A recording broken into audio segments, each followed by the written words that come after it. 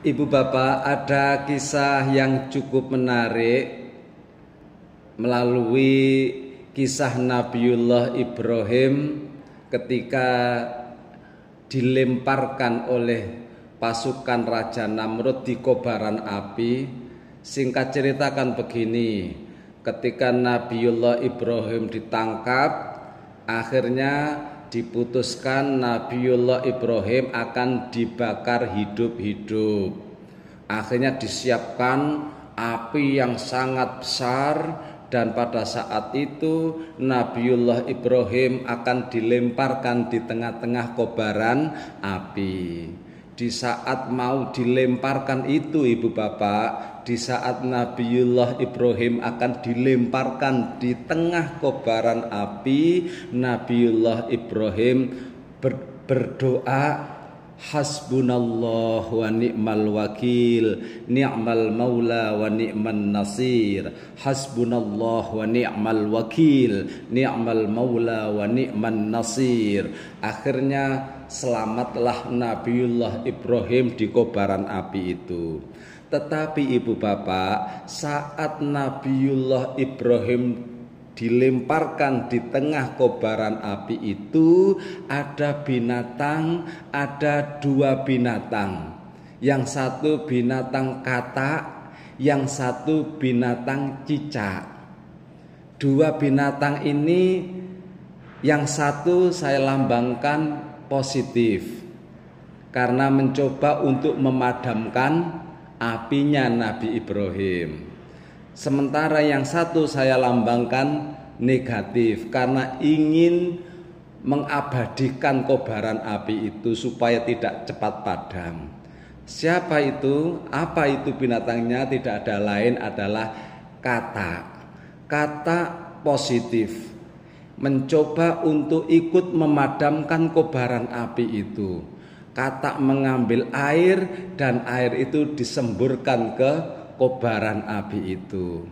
Walaupun usaha itu sia-sia, walaupun katak usahanya seperti itu tidak naruh, tidak mempunyai pengaruh sama sekali terhadap kobaran api, tetapi Allah mengapresiasi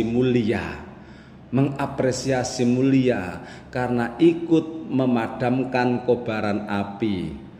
Padahal sia-sia belaka. Apalah artinya semburan air yang dikeluarkan oleh binatang katak, tetapi usahanya inilah yang dinilai oleh Allah. Begitu pula sebaliknya, binatang cicak justru sebaliknya. Binatang cicak ingin meniup-niupkan angin supaya abadi. Api ini supaya tetap berkobar, cicak ikut meniup-niupkan angin agar api tersebut tetap berkobar. Apalah artinya usaha cicak seperti itu? Tidak naruh sama sekali, tidak mempunyai pengaruh sama sekali.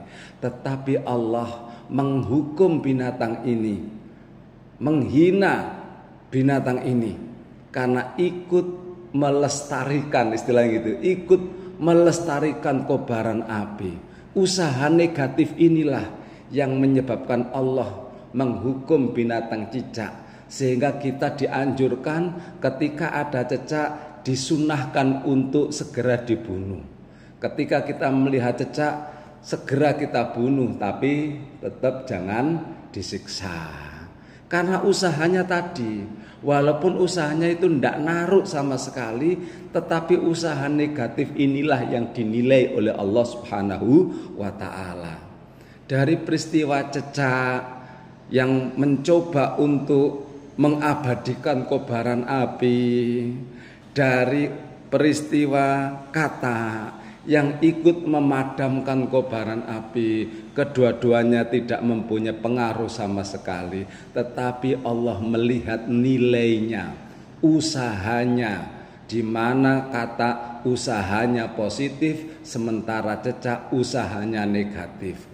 Tetapi walaupun tidak naruh sama sekali, ibu bapak, ini kan pelajaran bagi kita semuanya. Apa yang kita berikan kepada orang lain, mungkin hanya tetesan embun, mungkin hanya sedikit yang kita miliki, yang mungkin kita tidak menganggapnya itu tidak ada harganya. Asalkan itu mulia, asalkan itu positif, akan diapresiasi oleh Allah dengan pahala yang luar biasa. Setetes air yang kita berikan kepada orang lain, 1 rupiah yang kita berikan kepada orang lain akan diapresiasi mulia oleh Allah Subhanahu wa taala, walaupun tetesan air itu tidak mempunyai pengaruh sama sekali.